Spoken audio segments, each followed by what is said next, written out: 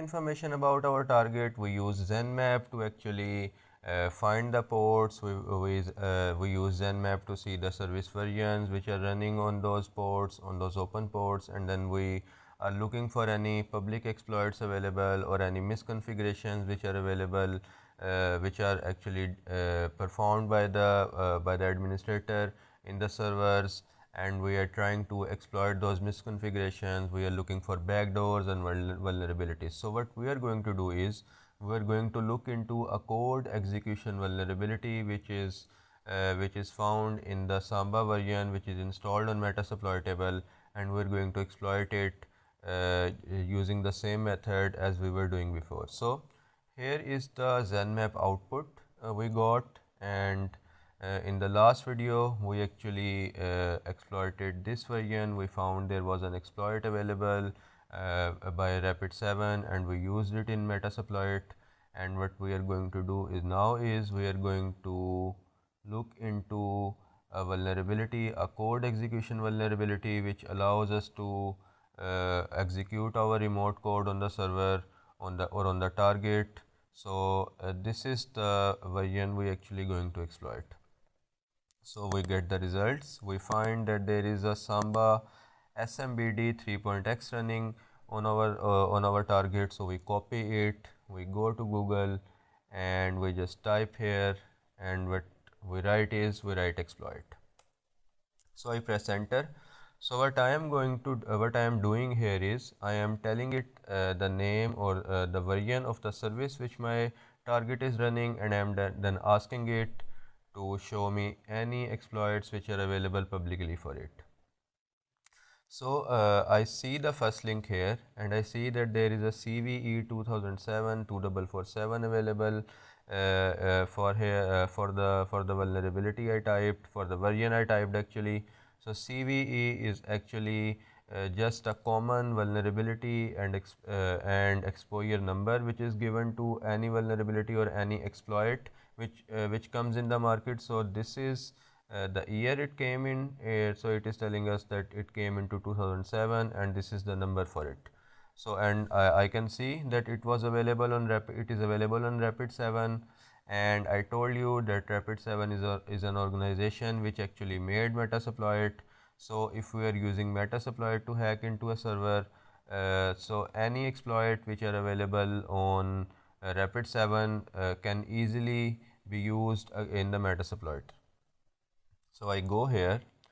Here is the Samba username map script command execution vulnerability. There is a description here, and then there is a module name. So I'm going to copy it from here, and just like in the previous videos, I can just type use and then I paste the name of the module I want to use. So I press enter, and I am now into the module. So as we did in the last videos, there are some number of options we need to set to actually run this payload or this exploit. So I am asking now Metasploit to show the options for me, and you can see that it is telling me that there are two options I need to set. So the port which is the remote port is 139, and we can see that this Samba was actually running on the port 139, so it has already set for us, and the default option is is 139. So what we need to set is we need to set our host. So to do that, we write set, and then we write the name of the option we need to set, which is our host, and our host is 10.0.2.12. So I press enter, and it is telling me that it has changed the option for me. So I can type show options, and I press enter. With this script, with this module, we actually need to run a payload. Payload is actually a small piece of code which we actually need to run with some exploits, and this exploit will not work like this. So what we can do is we can just type in show payloads, and what this is going to do is it is going to show us if there are any payloads which can work with this exploit. So I press write show payloads, and I press enter, and now it is searching in the database if there are any payloads which are available against the multi-Samba user map script. So now you can see that it showed me all the payloads which are available.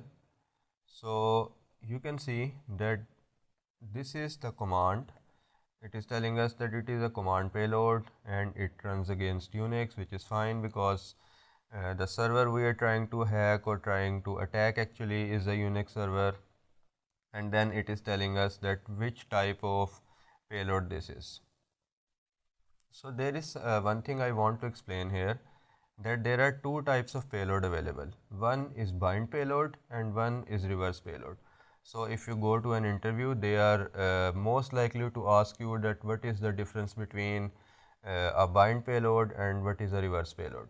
So what bind payload is payload do is, bind payload uh, actually opens up a port for us on the target machine.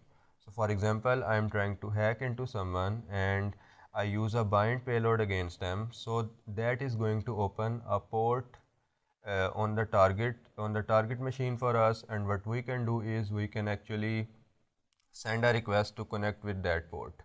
And what reverse payload do is it actually do the opposite thing. It actually opens a port on our machine, and then our target actually tries to connect with this.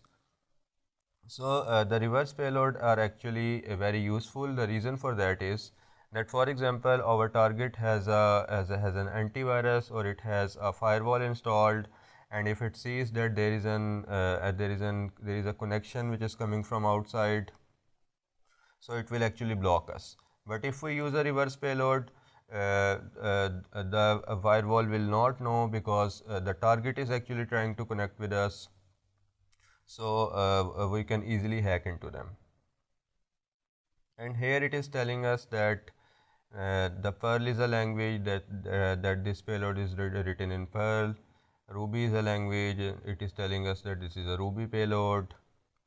And Netcat is actually a tool which allows us to connect with open ports or on a port or a service or a IP. And Perl is a language too. So what I am going to do is I am going to use this command Unix reverse netcat payload, and I can copy it here, and what I can do is I can just type set payload and I paste it. So this is how we set an option.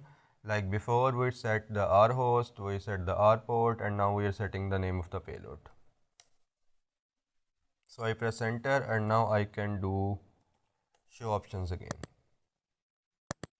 So now we can see that there are two more options available for us against this payload. So it is telling us that these are the payload options we need to set. So it is asking us the L host, which means that the host, the listening host, or the IP of the machine we actually want it to connect to. So I told you that this is a reverse payload, and this is the target is actually going to connect with us using this payload.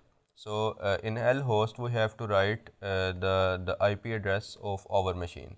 So I can split the screen and I can type ifconfig to find my IP, and this is my IP. So I copy here,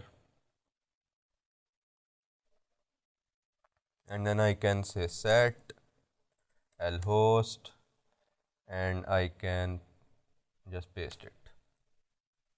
So L port is the port on which our target will actually try to connect with us. So it is now currently set to 4444. I can change it. I can like say set L port to 5555, and if I show options again, and you can see that it is changed. So now our exploit is actually ready. We set all the options for it, and what we need to do is we just say exploit like we did in the last videos, and we type in exploit and we press enter. And now it is telling us that it has started a TCP handler for us on 10.0.2.13 and 555. What this did is it actually opened up a 555 port for us. The payload actually did it, and then the target tried to connect with us, and it is connected with us on this port and this IP address, which is our IP address. This is their IP address, and this is the port they are actually trying to connect with us on. So we are now connected. If we do ID, and you can see that I am root, and if I do uname -a, and you can see that this is the option. This is the same thing if I go to Metasploit machine, and if I type uname a, and you can see that this is the same thing I am getting here. So if I do a if config here, I am going to get the IP address of my target. So this is we have a command prompt open here, we have a terminal open here, and anything we do here, it is going to it is going to run the same commands as we are doing here on the Metasploit. So we actually use the code execution vulnerability which was actually available in the server, and we just found an exploit for it. We use that exploit in the Metasploit module or Metasploit interface or Metasploit tool, and then we actually exploited it and we managed to hack into the server. So we are now into the server, and we have the full control over the Metasploitable machine, and we can do anything we want. And we are going to look into what things we can do after we get a connection from our target, and that will be in the post exploitation module, or in the post exploitation section.